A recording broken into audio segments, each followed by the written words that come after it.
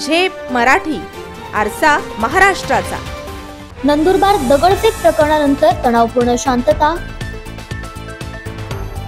जखमी पोलीस अधिकारी, कर्मचारी, नागरिकांवर उपचार सुरू। अफवांवर विश्वास ठेवू नका, पोलीस अधीक्षकांचं आवाहन। नंदुरबार जिल्हाधिकारी कार्यालयावर काढण्यात आलेल्या मूक मोर्चातील काही जणांनी दगडफेक केली। यात 15 ते 20 पोलीस अधिकारी, कर्मचारी तसेच नागरिक देखील जखमी झालेत। त्यांच्यावर उपचार सुरू आहेत।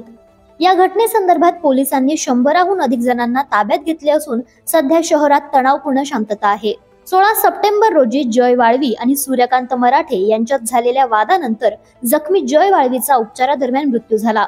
आरोपींवर कारवाई करावी ही मागणी करण्यासाठी निघालेल्या मोर्चात काल 24 सप्टेंबर रोजी ही घटना घडली। ही पूर्णतः व्यक्तिगत वादातून घडलेली घटना असून पीडित आणि आरोपी दोघांवरही यापूर्वी वेगवेगळे गुन्हे दाखल असल्याचे पोलीस अधीक्षक श्रवण दत्त यांनी सांगितले।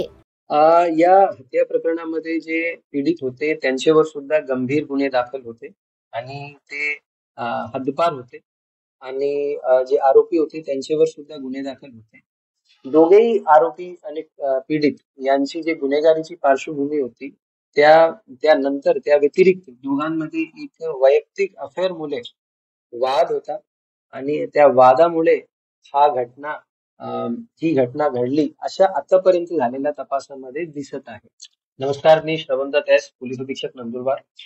काल कलेक्टर ऑफिस मध्ये निवेदन देण्यात येणार आहे। मूक मोर्चा जवळपास 2 ते 3 वाजताच्या दरम्यान निवेदन दिल्यानंतर त्या मोर्चामधील काही असामाजिक तत्वांनी मागच्या आठवड्यामध्ये जी घटना घडली त्यामध्ये जे पीडित होते त्यांना त्यांच्या आरोपीला तत्काल सजा द्या अशा मागणी घेऊन बरेच वेळ त्यांनी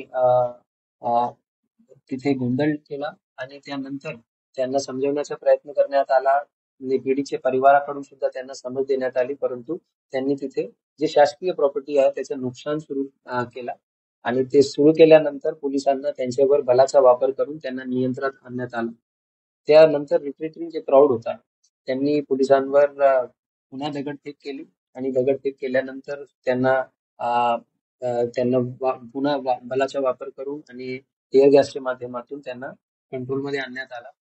घटनास्थळावर जे काही आरोपी भेटले त्यापैकी जवळपास 100 पेक्षा जास्त आरोपी पोलिसांनी तात्काळ त्याच वेळी ताब्यात घेतले होते आणि त्यामध्ये उशिरा रात्री नंदुरबार शहर पोलीस स्टेशन अंतर्गत क्राईम नंबर 583/2025 ज्यामध्ये अटेम्प्ट टू मर्डर आहे, असॉल्ट ऑन पब्लिक सर्वंट आहे, रायटिंग आहे आणि क्रिमिनल कॉन्स्पिरसी व इतर सर्व गंभीर सेक्शन्स मध्ये गुन्हा दाखल करण्यात आला आणि त्याच्यामधील जे सर्व आरोपी आहेत त्यांच्यावर पुढची कारवाई सुरू आहे।